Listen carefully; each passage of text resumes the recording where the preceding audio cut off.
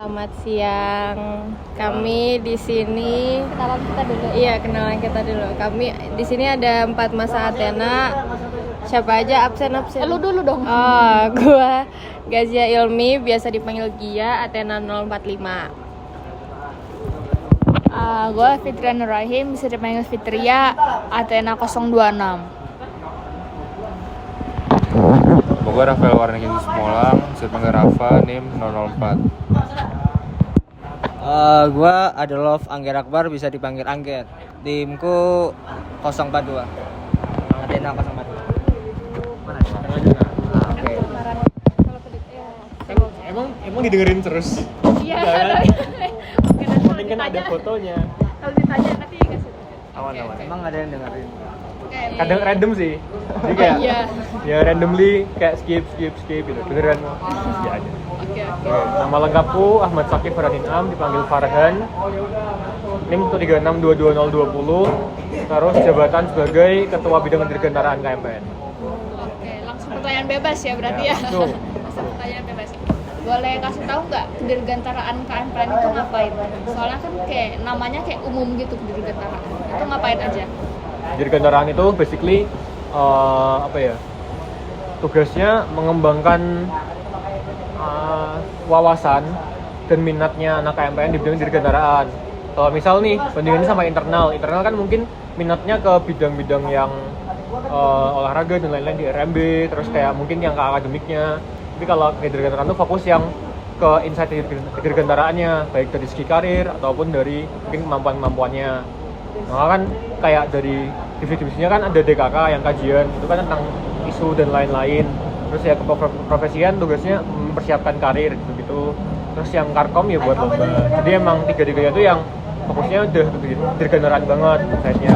Bukan yang umum. Bisa jelasin lebih nggak tadi yang ada divisi-divisinya tadi? Ya kan tadi ada yang DKK ya, yang DKK. kajian itu tuh boleh jelasin tentang ngapain aja sih? Nah, dari namanya kan udah jelas banget kan, diskusi kajian keilmuan. Jadi tugasnya itu ya dia mengkaji tentang suatu isu-isu di bidang kedirgantaraan. Misal ada isu, ya nggak cuma kedirgantaraan sih, isu-isu apa aja yang lagi naik lah. Misal kedirgantaraannya ya kemarin sempat ada crash yang 787 dibahas, tapi emang belum dirilis aja dari kita. Terus kemarin ya riset Indonesia pun juga kita sempat bahas. Jadi intinya kayak kita ketika ada suatu isu ya dibahas, kita kaji dari berbagai sisi dan juga mendalam, terus disebarkan.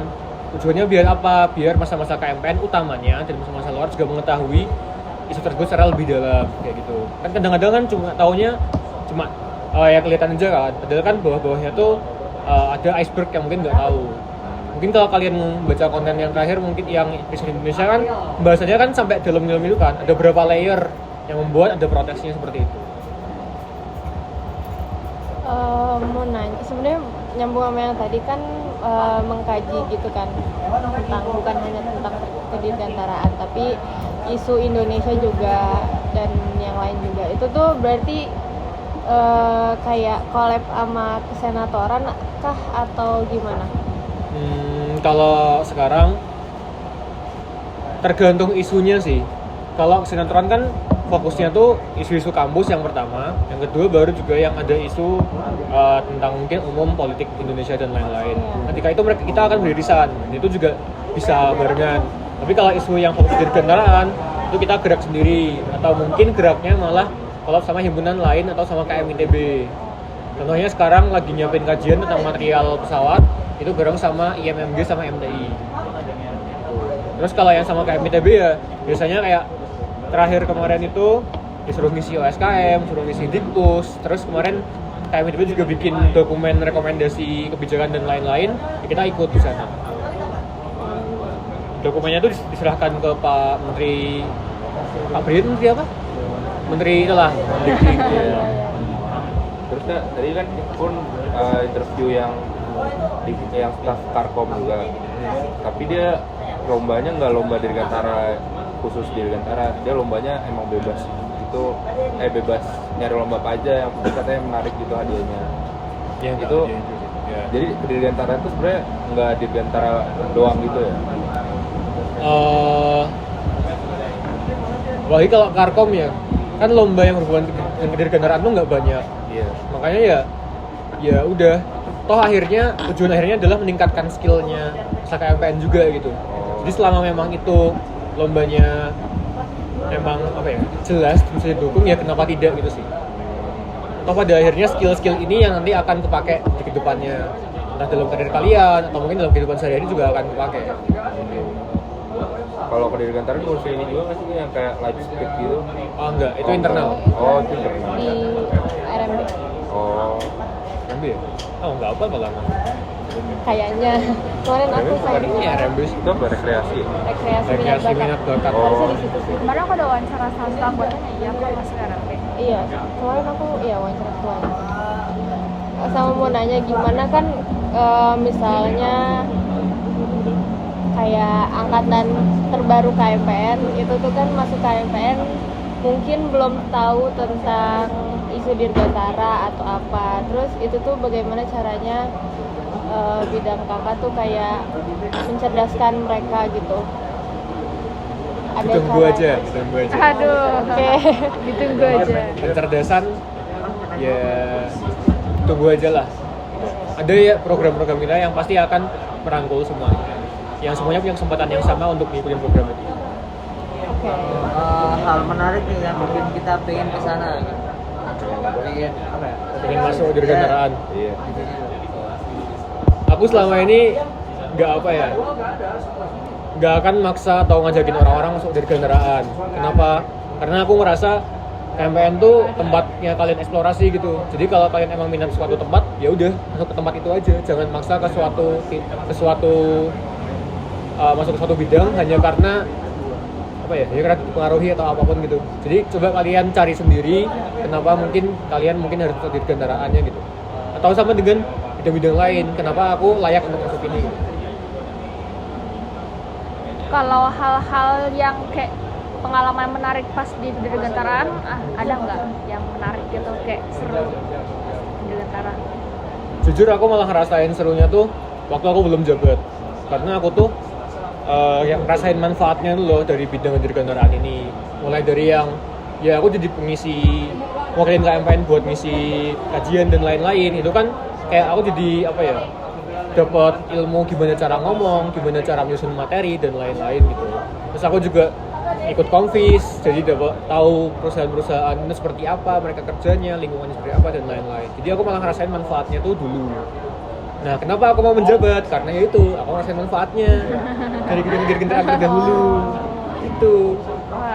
Itulah mengapa aku juga nggak akan maksa orang masuk di kendaraan karena aku mau jabat karena ngerasain manfaatnya dulu gitu. Kalau tiba-tiba nggak ada yang masuk gimana? Wah, ya udah gitu. Ya udah hilang gitu. Nanti- Ya udah aja gitu. Tapi kayak nggak ada yang lanjutin apa gimana gitu? Ya, Aman aja. gimana ya? Aku nggak akan ambil pusing sih karena kalau memang itu nggak ada yang masuk berarti memang ada hal lain yang angkatan baru ini kerja yang ingin lebih ketahui angkatan baru gitu. Ya udah kita menyesuaikan aja nanti. Staff yang di Kedirgantara tuh sama yang divisi bawahnya sama atau kayak dia ngerangkap job gitu atau beda staff?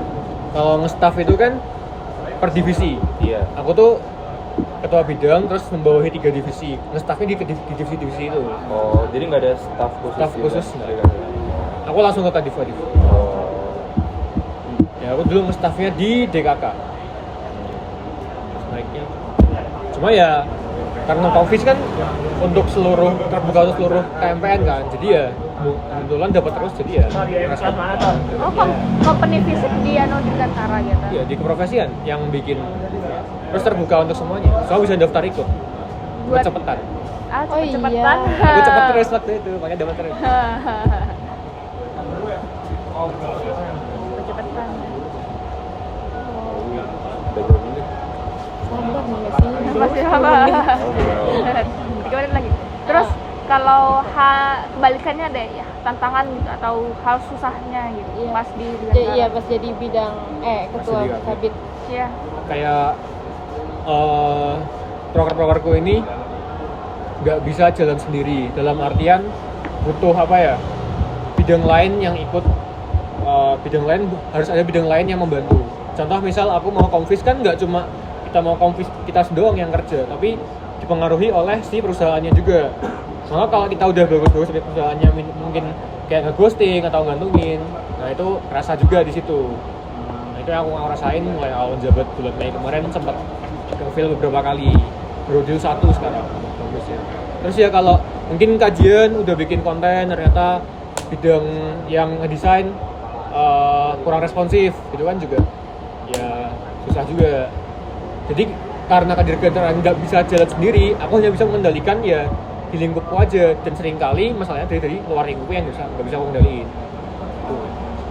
Tapi ya at the end of the day kayak ya udah aja, kita udah, kalau emang kita udah berjuang dengan baik dan ternyata masalah dari luar yang nggak bisa kita kendaliin, ya udah gitu, mau gimana lagi. Ya udah aja ya.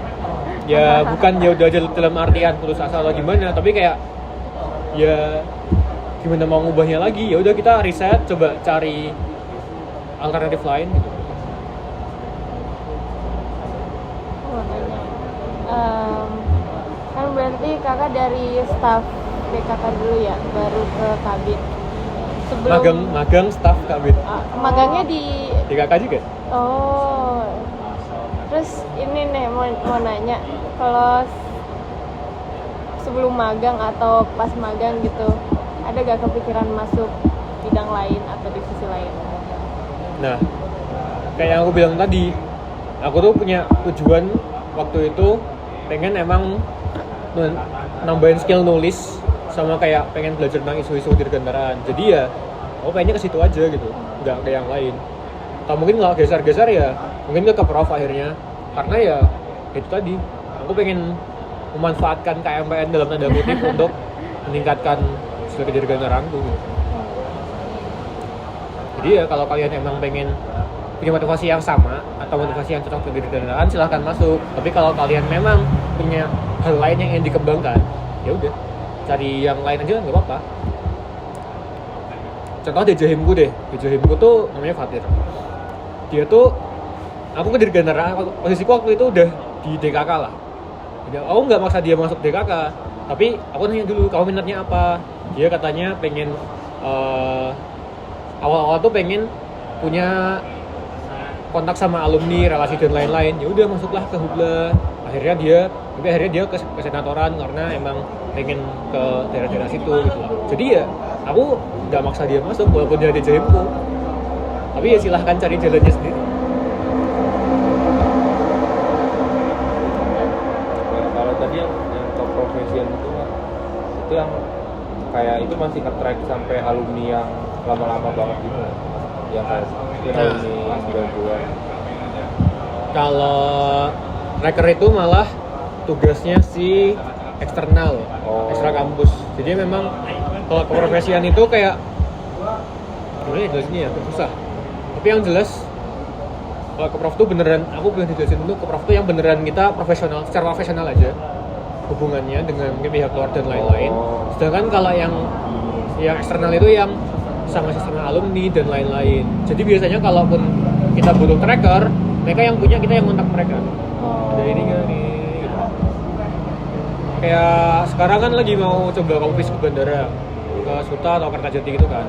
Nah kita biasanya ke mereka yang punya, nanti dilamar kita yang kontak.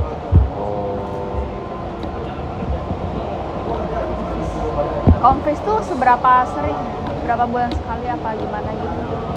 Nah itu, targetku tuh 4 kali kalau di selama kepengurusanku. Tapi dengan kondisi yang sekarang mungkin enggak kan. Pengennya tetap 4, cuma kayaknya agak susah dikejar kalau 4 sekarang. Jadi ya ditunggu aja berapa kalinya. 4 kali setahun. 4 kali per pengurusan gitu loh. Kalau yang kemarin tuh 2 kali, yang sebelumnya 3 kali. Kalau sekarang nama aku 4 karena emang ya pengen nyoba lah, bisa nggak. Targetnya tuh kemarin sebelum garis semester tuh pengen dapat 1 at least. Kalau dapat 1 kan 3-nya enak nih. Tapi ternyata 1-nya ini waktu itu belum jadi karena ya faktor eksternal tadi yang bisa aku kendaliin. Gitu.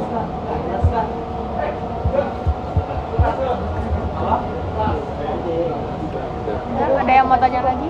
Sudah tanya lagi? Udah? Kata-kata penutup. Kata-kata penutup. Kata-kata hari ini. Kata-kata. Kata-kata belum gimana? Kata-kata hari ini. Terima kasih. Kata hari ini Oh iya. Kata-kata hari ini Nah, Ya. tetap semangat. sukses. Sukses. Sukses.